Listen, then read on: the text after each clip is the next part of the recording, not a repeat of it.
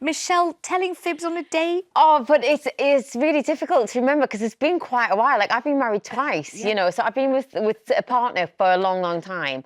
But what I do bend the truth is in CVs for jobs. Like for acting jobs or maybe for like dance. And I skated before and like thoroughly haven't. And I've put on my CV, I think on Spotlight, that I can horse ride. Well, I can't. I knew you were going to say horse ride. People always fib about that because they hope it's never going to crop up. I know, can you imagine that day will come?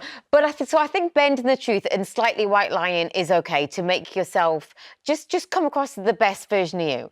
But when it ultimately comes with lying something that could actually make somebody not want to go out with you, that's just another form of catfishing. You know, catfishing doesn't have to be sat behind a screen and putting a fake identity up. It could be actually misleading the person that you're on the date with, and no, and that's not cool. All right, now you say that you haven't dated for absolutely ages, but I know someone who has. Well, the thing is, I've been now single for 12.7 years. Oh, Lord. And a little confession, I'm a mathematician. I have a spreadsheet of all my first dates. No. No one's seen it. Not even, I'm very tight to my brother. Not even he's seen it. I even in a Netflix dating show, Indian Matchmaking. So my parents now, I have weekly conversations with them about how dates went. They know about Emily 1, Emily 2, Emily 3, Emily 4, Emily 5, Emily 6. Wow. But Do you ever make it past a first date? yes, I do. About 20% of dates get to past date 3. So I'm. Oh my God. Yeah. So maybe stop listing them as a point system. When And were maybe you the last next in a time around. relationship that lasted longer than 3 dates?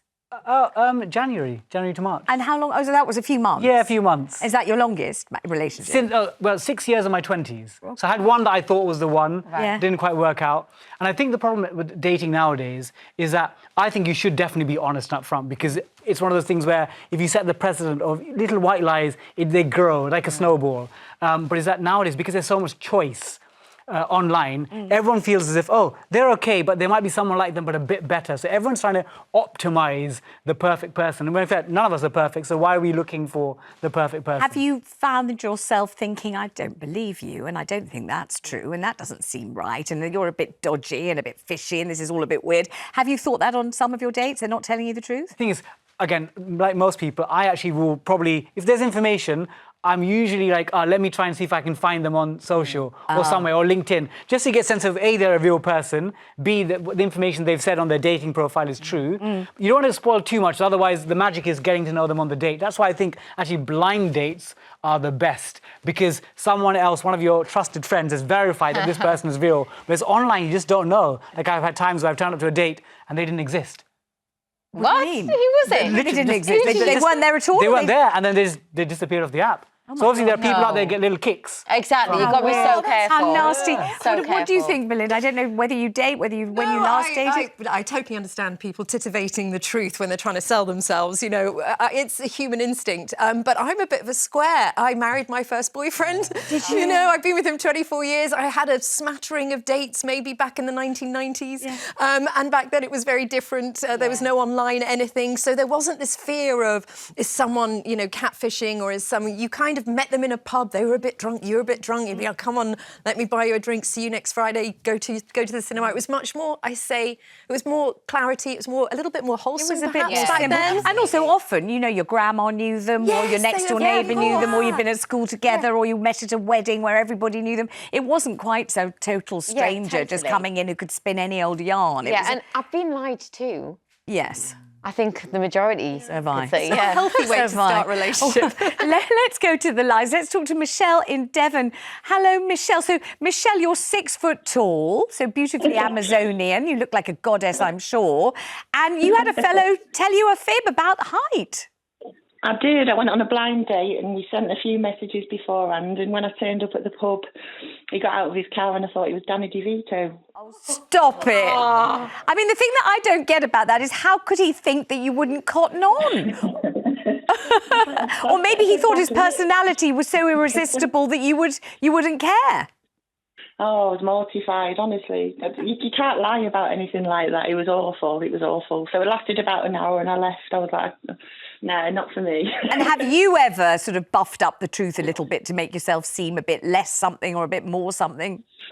No, because I think, no, I haven't, honestly. Because I think if you're going to meet somebody, you're going to present as you are. So there's no point in saying I'm a size 8 and, you know, or lying about what you are. And you're definitely going to notice if somebody's a foot shorter as well, especially when you're 6 foot yourself. Are you still out there on the dating game? Are you still braving it, Michelle?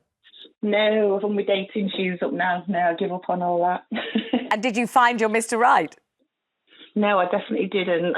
Oh, so you've really just withdrawn. You've just thought, right, that's enough. I can't stand any more of them. Yeah, I think there's too many people tell fibs online or when you're meeting them. So no, it's not for me. Thank you very much, Michelle. Angela says, not a great start, really, but my husband was afraid to admit his real age when we started dating. When it finally came out, though, she says it made no difference at all. We've been married for 42 years.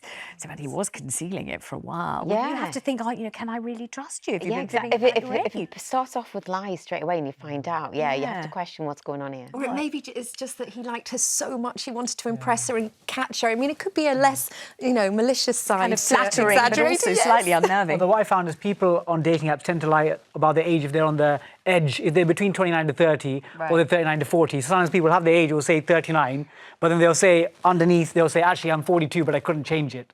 So. Oh, and you're a mathematician. You're like, let me show you how to change it. It's not very difficult. But do you have an age cutoff or a So level? I keep mine. I just literally put all ages. I think I put minimum like 27. There's that rule of like divide your age by 2 plus 7. So 27. But that keeps creeping up. But up to any age. Up to any age. Yeah. Gavin says if everyone was honest on a first date, then there's a strong chance our species would become extinct within a few generations. I don't know if that's, but you don't have to lie. I mean, you can just kind of gild a tiny bit, or of course not mention the things that you don't want to come. Just don't that's refer the to them. You're hardly going to go on a first date and say, oh my God, when we get married, I'm going to be really possessive and I'm going to be jealous and you have to watch the sitcom every night. Like, you just don't do that. But I have, I'm reluctantly back on the dating, not really the scene, but I mean, I have been on some dates and I have been amazed by the number of blokes who will tell you this stuff that you absolutely do not want to know about their previous wives, about their illnesses, their operation, all these kind of very intimate, completely unsexy. Vanessa, don't want to be with a whinger. Quite. And you think, where's the light froth? Where's the flirtatious badinage? Where's the jokes? Where's the bit where you look deeply Note into to my any eyes? men who might be lucky enough to take my friend out on a date, be gentle, be kind, and be fun. Fun. It's the fun thing that seems to have completely eluded people. The best advice I've given to my single girlfriends that have been the most fruitful is forget dating sites. Join hobbies and groups, sailing, canoeing, where men are. So you don't have to do the whole lying and selling. You can get to know each other as a member of the team, of a squad, do a bit of golf together and get to know each other so organically that none of this catfishing or lies is needed. But the That's how my expert is sister Bobby, and again, I defer to his exactly. expertise and his experience. What would you advise women on dates? Because you really do know with your spreadsheets and your 144 first dates. Yes. What would you say women might be doing wrongly, should change, or could improve? So I think it's showing so it's like two parts: being interesting and interested. Yes, good And then also leaving someone wanting a bit more. And that's really tricky because, for example, myself on dates, I know that, again, I've done randomized A/B control trials on I'm a mathematician. Right. But if I speak more on dates and reveal too much, but I say, these are my hobbies, these are my family. So if I give them all my life details on date 1 or 2, then they think, I know this person, I've lost their interest. So you should hold back a bit. Mystery. Yeah, mystery. Again, I think it's difficult because in our modern world, we're used to oversharing on socials, everything on our Instagram or Facebook, etc. So I think if you can hold back a bit, it means that they think, what's the mystery? I'd like to know.